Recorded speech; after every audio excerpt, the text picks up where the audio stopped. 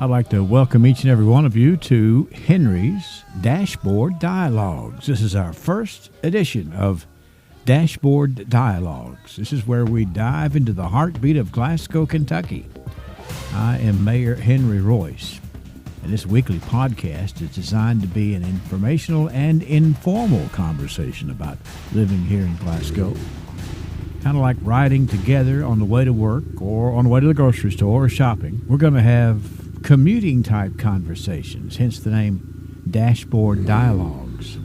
Topics would include what's great about Glasgow, what needs addressing in Glasgow, what's about to happen, what just happened, what's brand new, what's too old. So where do we start in our Dashboard Dialogue excursion here today on the first episode? It's really easy. The tremendous positive comment that we have gotten about the banners around the courthouse square honoring our local military heroes, those who served to protect their hometown. And I think it's only fitting on this very first episode of Dashboard Dialogues, we want to introduce you to Mr. Matt Mutter. Matt is the commander of our local American Legion post, and he is instrumental in having gotten these veterans banners around the Glasgow square. Matt, I'm glad you're here today, and I know that you have been tickled with all of the positive talk that you've been hearing.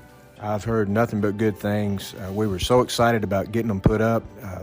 The street department came out and helped us that morning, and ever since we got them put up, I've received texts, phone calls, messages, Facebook messages, just every day, numerous messages every day, nothing but good things. The biggest response that I get is people wanting to know how they can get somebody that they're kin to or somebody that they know, and you're going to explain a little bit about that here after we go over that, because it's a position of honor. Since we got time to talk about it here on Dashboard Dialogue. These were just the first 16, kind of a trial basis, and it definitely is going to be something that we want to continue. Let's say we're in the car and we're on the way to work or whatever, and we enter the Glasgow Square, and you see these beautiful, well-done banners of veterans, some names that are up there for one reason, that they are veterans who served their country. These 16 people came from all different walks of life. If I had one regret, I wish we had more women on there. Yeah. I had one female, and we're going to try to improve on that in the next round. But believe it or not, it was kind of hard to come up with 16 on this first round, but I think we've covered a wide spectrum of different branches of service and different time periods. I've heard from family members who never dreamed that their soldier would ever be appreciated in such a way. That's what's so neat about this, Matt. It's neat. I've seen it in other towns and, just driving around other states even, and I've seen it on flagpoles and different things in other towns, and I thought, if they can do it there, we can do it in Glasgow, too. Willa Brown Chappelle. We're going to put the first lady first. Willa Brown Chappelle was very instrumental, I believe it was in the early 40s, in teaching aviation classes. So many different aviation in the Civil Air Patrol units. Yes, she was a brilliant woman, an excellent aviator, an excellent teacher, and what an example for young women who came along after her. Tuskegee Airmen. Airmen. And she was instrumental in teaching several of those men how to fly. That's a hero, but she's from Glasgow, Kentucky. That's right. John Wood, we all knew and loved John Wood. John Wood was very famous in this area. He was a Navy veteran. He was actually, if I remember right, he was actually at Pearl Harbor the day it was attacked. And he was also at the Battle of Midway. Yes. So very famous. Unfortunately, he's passed away. He's no longer with us, but his memory is very strong here in Glasgow. He told me one time he slept in his boots for 2.5 weeks when that was going on. He didn't play hero. He said, I was scared to death. I slept in my boots for 2.5 weeks. That's right. He's told me several of those stories, and he couldn't hear very well, and I can't either, so we had some pretty interesting conversations. Mr. William Phelan here. I'm not real familiar with Mr. Phelan, but he was a name that was suggested by some area veteran organizations. We've got Harry Word, we've got Charles Ross, and we've got Mr. Forrest McHouston. I've heard from several of Mr. McHouston's family members. Yes, he's well known in this area. Go back to Harry Word for a second.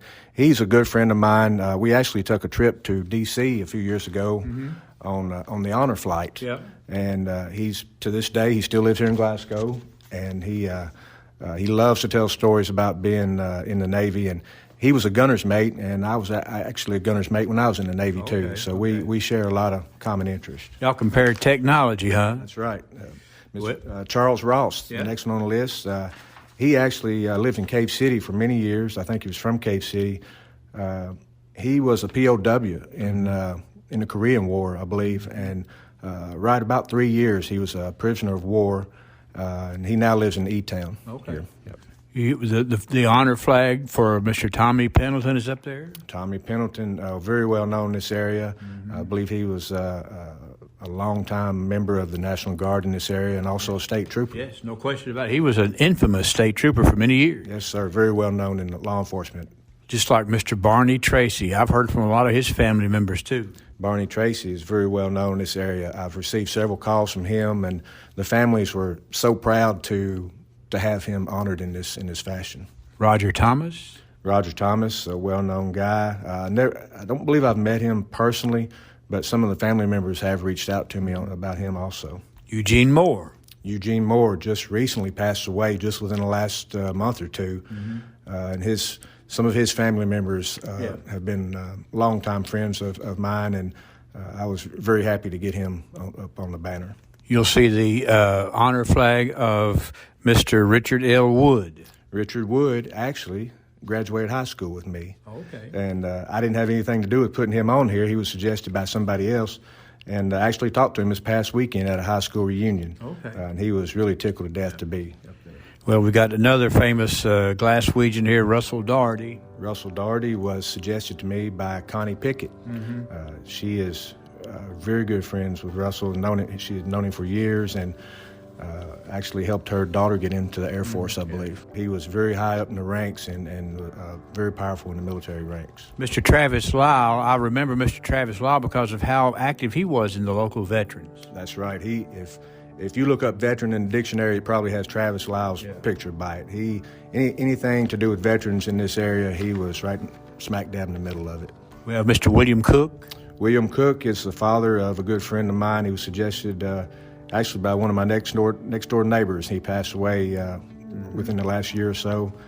Army veteran, I believe, and a very proud military history with him. And of course, we had the ceremony, the coming home ceremony for Mr. Elmer Lawrence from the Red Cross area and from out at Railton, that through modern technology, his remains were identified. If you've ever been to the Pearl Harbor area, there's an area they call the Punch Bowl, and that's where a lot of remains are still there that they're trying to identify, and he was retrieved from that area called the Punch Bowl. Well, it was a wonderful ceremony to get him home, and this effort that you all have put into getting these honor flags up, there's a story to be told. There's a reason why every one of these are up there, and there's a reason why there's 10 times as many that hopefully will get up there. What I am envisioning right now is an application process, and I think we're going to wait until after the first few years and we get past Christmas and New Year's, and then we can put up a new batch of banners at that time.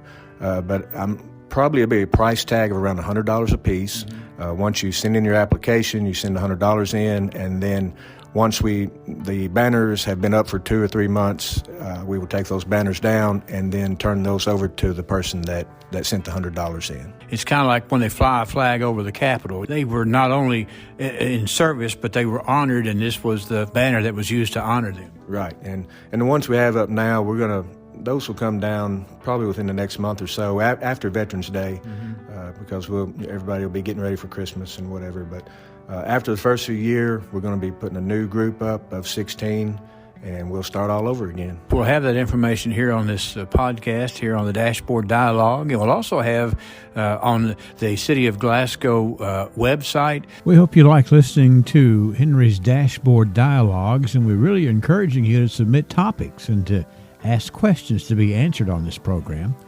You can email me simply at henryroyse at gmail.com. And my last name is spelled with a S. That's Henry, Royse, at gmail.com. We won't use your name, just your ideas. We'll take another trip next week on Henry's Dashboard Dialogues. Going back to Glasgow,